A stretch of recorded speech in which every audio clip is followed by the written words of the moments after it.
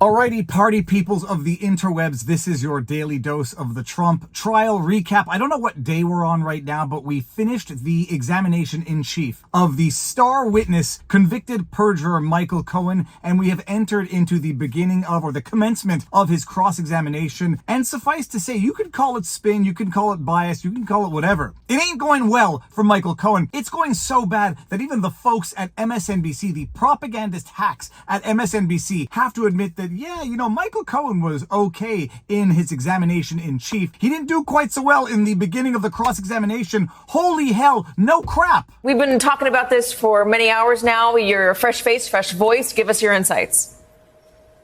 Yeah, so I thought Michael Cohen did very well on his direct examination, but as you have been commenting, he's far too defensive, it seems to me, on cross-examination. When you're caught in a lie, fess up, you're under oath. Yes, I lied, I did it for Donald Trump, whatever is the case. Because I think those are the kinds of things that can make him look less credible in the eyes of the jury. And although the prosecution did a very good job of laying the groundwork leading up to his testimony, to plant the seeds, to use corroboration in the form of emails and text messages, I think they really do need to believe Michael Cohen to be able to conclude that Donald Trump himself was personally involved here.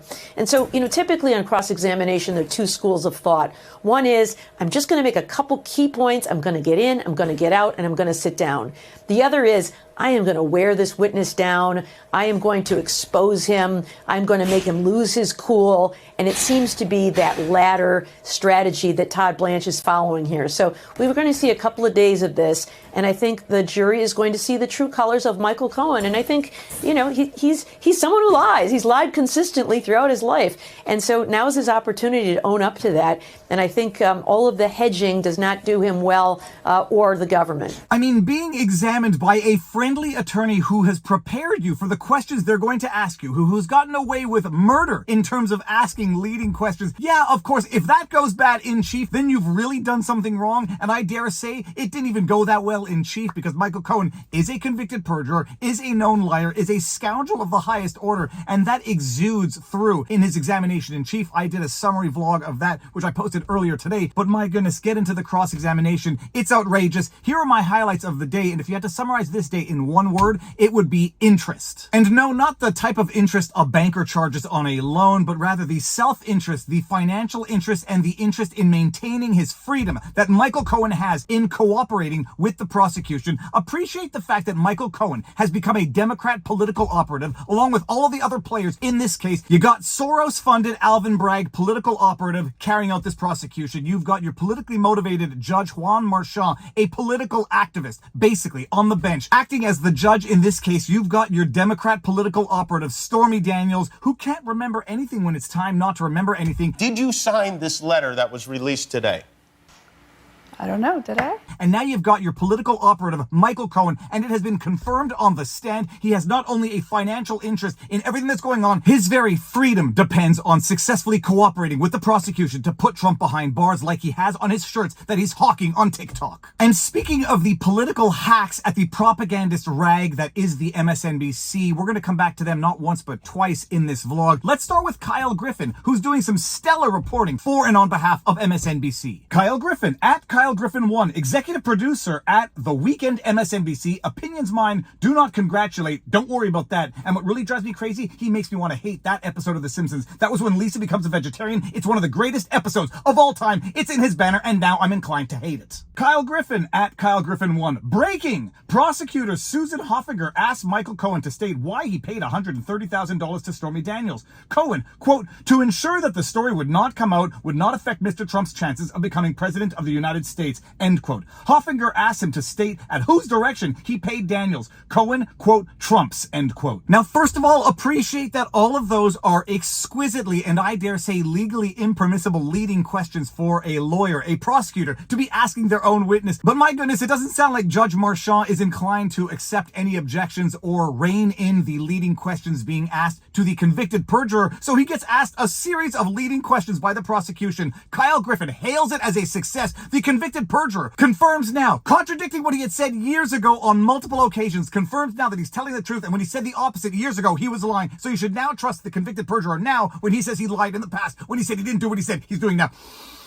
And we will come back to the hackery that is the MSNBC, who at the end of this vlog, you won't believe the video, what they are forced to admit in their wildly insightful legal breakdown of this absolutely wild political persecution of the leading presidential candidate, Donald Trump. We will now go to real journalists who report actual information without idiotic, stupid, dishonest spin. Inner City Press, if you're not following him on Twitter, you are missing out because he's been doing the live tweeting of this trial because they're letting journalists in, but they're not live streaming or videoing, broadcasting the trial. Inner City Press, at Inner City Press. I'm going to pull a few highlights from his coverage today. Prosecutor, had you in fact rendered any services in those 2 months? Trump's lawyer, Todd Blanche, objection. Justice Marchand, overruled, of course. Prosecutor, was this invoice a false record? Cohen, yes. Prosecutor, and the other invoices were false. Cohen, yes. Convicted perjurer Michael Cohen, and I'm using the words of Arthur Engeron, Judge Arthur Engeron, for a reason. Convicted perjurer Michael Cohen is now arguing that the invoices he issued that said for legal services for which he was paid were actually false invoices because it was actually just the payment for Stormy Daniels, and he fabricated false invoices, and that was the scheme. Believe the convicted perjurer now when he denies what he said was the case years ago. And now he has every vested interest to pretend that the invoices that he issued for which he was paid were in fact not for legal services, but for something else, that being the hush money payment to Stormy Daniels, that they falsified records, that being his legal invoices or the retainer monies paid to him. Prosecutor, in 2017, did you do any work for Mr. Trump or his wife Melania? Cohen, minimal. One matter for Mr. Trump, some reservos, and something about the likeness of Mrs. Trump. Prosecutor,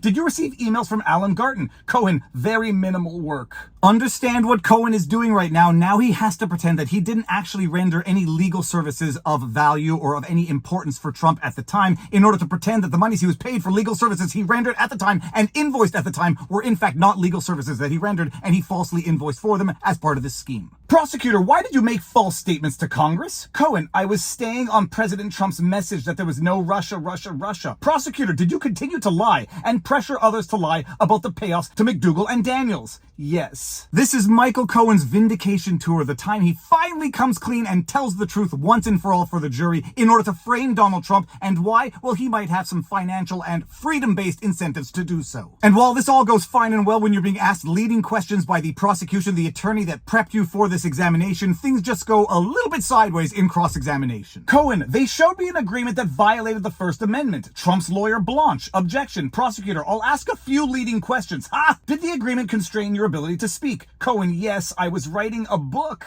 I pulled that highlight just because I thought it was outrageously hilarious that the lawyer said, after all the leading questions that were allowed throughout the day, that I'm just going to ask a few leading questions. No crap, your entire examination in chief consisted of leading questions because Michael Cohen needs to be asked leading questions in order to stay on track. They're back after lunch. Justice Marchand, Mr. Blanche. Trump's lawyer, Todd Blanche. We've never met, but you know who I am, don't you? Cohen, yes. Blanche, you called me a little shit on TikTok. Cohen, sounds like something I would say. Justice Marchand, approach. Yes, because you'll recall that while Donald Trump has been unconstitutionally gagged for the longest time in the context of this trial and others, because unconstitutional gag orders have now become par for the course, while Trump has been gagged, Michael Cohen has been free to run his mouth about everyone and anyone involved in this case. He's been free to call people names. He's been free to make accusations, make jokes, troll on Twitter. But when Donald Trump posts a comment about him, calls him a sleazebag, Trump gets hauled in for contempt of court and found guilty of criminal contempt of court. He's up to now 10 findings of criminal contempt for $1,000 a pop, and Justice Marchand just biting at the bit to incarcerate Donald Trump for an 11th violation of this unconstitutional bogus gag order. But while all that goes on, Michael Cohen has been running his mouth freely on TikTok because he's a TikTard. Trump's lawyer Blanche, 6 days after the grand jury, once again the DA's office was frustrated. You were continuing to talk on TV, right? Cohen, I don't recall. Blanche, you told them you'd do no more TV until after the indictment, right? Cohen, I don't remember. All of a sudden, the man who's had a stellar memory about every lie he has ever told 5 years ago, 6 years ago, to recant and revert on those stories right now, he can't remember what happened a year ago? I mean, it's so bad that even the propagandist hacks at MSNBC have to say, my goodness, this really isn't going very well in cross-examination. It went much better when he was being asked leading questions by his own attorney that prepped him. Trump's lawyer Blanche, one of the reasons you do TikTok is to make money, right? Cohen, money is made. Blanche, you speak about Mr. Trump every day. day. Cohen, I do it 6 days a week, 6 days a week. Blanche, on your beatdown cast, March 19, you displayed a binder. Blanche asks Cohen if he makes money, and notice how he answers. Money is made because sociopaths don't assume responsibility. They don't do things. Things just happen. Do you make money doing what you're doing? Money is made. I don't know how it happens. It just happens. While you shit talk Trump on Twitter and TikTok because you're just addicted to that platform because money is made, but that's not even the biggest bombshell in all of this. Wait till you hear the answers to the next questions. Trump's lawyer Blanche, you made $2 million from Disloyal. Cohen, yes. Blanche, in January 2021, you thanked the DA's team for continuing their case, right? Cohen, I did. Blanche, you started meeting with Mark Pomerantz. Cohen, yes, by Zoom. Prosecutor sidebar. Cohen is literally raking in millions. He is literally collaborating, colluding, cooperating with the prosecution. He is a paid political operative to take down Trump in an election cycle. This is actual election interference, in case anybody needed to find a crime. And by the way, the fine folks at MSNBC, after the trial, after 17 days of trial, they're pontificating. Why is it we don't actually know what the underlying crime is in this 34-charge felony indictment? If they're arguing that this is a falsification of documents and they want to bump it up to a felony, what's the underlying crime here? What is that rule? I'm assuming it's New York election law conspiracy to promote an election by unlawful means. And the judge, how come we don't know that at this point? Well, Josh Steinglass said that earlier, not in front of the jury, and this was like a week ago. So I don't know why it wasn't said in opening statements.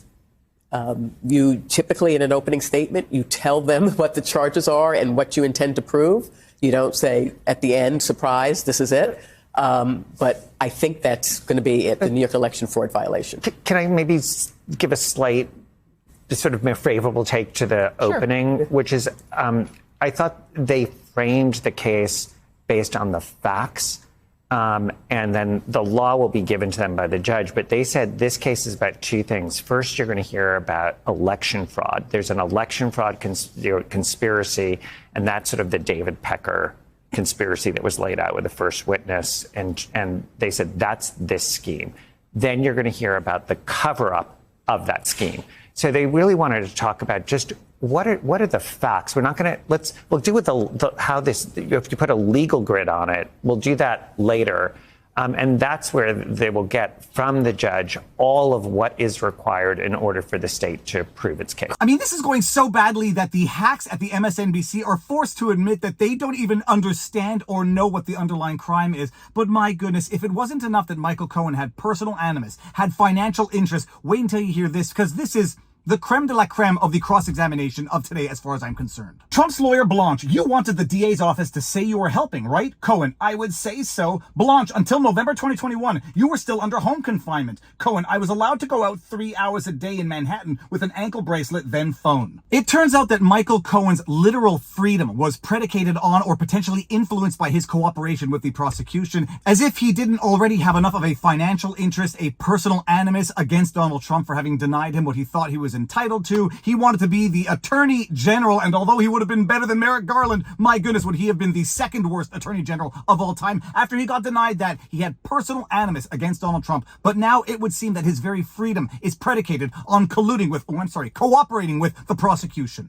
So yeah, it's not going all that well for Michael Cohen. It didn't even go that well in chief, but it sure as sugar is going very south for him right now. It is Tuesday, so Wednesday there is no trial. They are going to see whether or not they finish with the cross-examination of Michael Cohen on Thursday. I'm going to have another update coming shortly on Dexter Taylor. That's the New York man who I interviewed, who was arrested, charged with unlawful possession of a firearm, hauled off to Rikers after he was found guilty. He was just sentenced to 10 years in jail. You won't believe the details there. I got some update and news from him from Rikers, so stay tuned for that. But more important than anything, if you like what I do, turn on the notifications. Make sure your notifications are turned on. Make sure that you're subscribed. Viva Frei everywhere across the interwebs. Viva Frei on Twitter. VivaBarnesLaw.locals.com for the best above average community out there, and for legal analysis and insights that are just somewhat superior to the hackery at MSNBC. But more important than anything, get outside, exercise, eat healthy, get sunlight, talk to people in real life, and now you know your vlog. Peace out, peeps. Booyah! You did not have anything to do with this letter. I also work for the FBI, and I'm a man, according to the internet today. Is that right? Yes.